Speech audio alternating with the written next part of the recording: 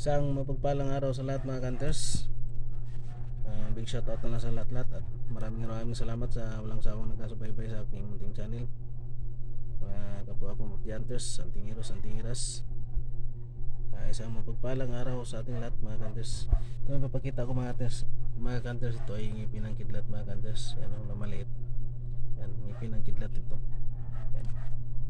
At ito yung mutya natin ng bubuyog mga hunters. Yan o yung pakpak niya. Nagiging ba itong mga hunters? Itim. May napakagandang gamit, lalong lalo na sa pang protection mga hunters. Yan o. Maganda din ito sa sugal, sabi nila mga hunters. Mutya ng bubuyog. Ito ay mutya ng salaguba mga hunters, yung tawag nilang bakukang sa Bisaya. Yan. Nakuha ito sa puno ng nyog din sa taas. Yan, may mga ano siya mga hunters oh. At ito yung sapatos natin ng duwindi na itim mga hunters. Yan, sapatos yan. At ito yung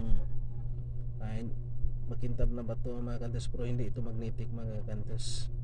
Yan o. Ang mutya natin ng langgam mga hunters. Yan o. Ito ang mutya ko ng langgam. Yan o, may mga pagkain sa ilalim. Yan o, parang kulay yellow. Yan ang mutya ko ng langgam. At ito din, mutya din ng langgam mga hunters. Yan ay mga pili ko na yan mga hunters. At ito yung pangil ng baboy ramo. Yan mga hunters.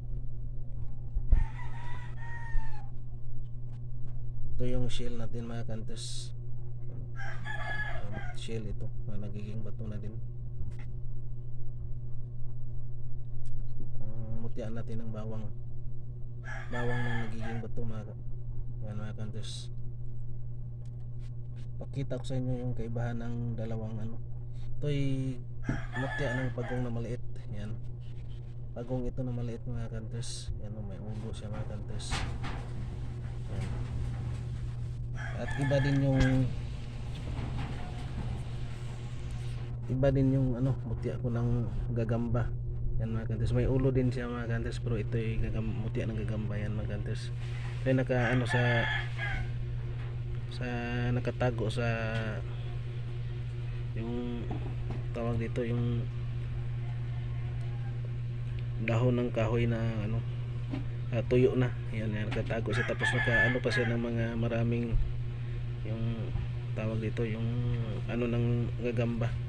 Yan, yung kanyang mga tawag dito lang yan, yung laway o yung sapot sa Bisaya mga hunters. Naka ano pa siya. Yan, tinatawag ko itong mutya ng gagamba. Yan, nag-iisa lang ito mga hunters. Ayan, may ulo siya mga hunters. Tapos may ano dito sa likod, parang tawag ito yung gagamba na may puti dito sa likod mga hunters. Sa Bisaya, mantalaan. Yan mga hunters. Yan, nagiging bato na siya mga hunters. Dalawa sila. Ayan, pagong at saka yung ano. At ito din mga hunters, yung ano, yung bubuyog na maliit na nagiging bato na kuha ko din sa kanilang yung tawag dito, yung bahay mga hunters. Dalawa ito sila mga hunters. Ito ay bubuyog na malaki, yung tinatawag nilang sa isang bahay nila, mga ano lang sila, may pinakamataas na ano, yung 10 lang. Yan, ito masakit masyado maagat mga hunters, yung malaki. Yan. At marami pa ito mga hunters, yung ano natin mga hunters, yung mga mutya na maliliit mga hunters. Yan, ito shell din. At ito lang muna yung papakita ko mga hunters. At marami pa sa susunod papakita ko mga hunters, kasi ito lang nakalagay yung mga ano natin, yung maliliit natin na mga gamit mga hunters. Mga maliliit na mutya mga hunters, pero napakalakas na kanilang mga bisa o bertud. Isang mapagpalang araw sa ating lahat, and God bless sa ating lahat mga hunters. Big shout out na lang sa lahat-lahat, and thank you for watching.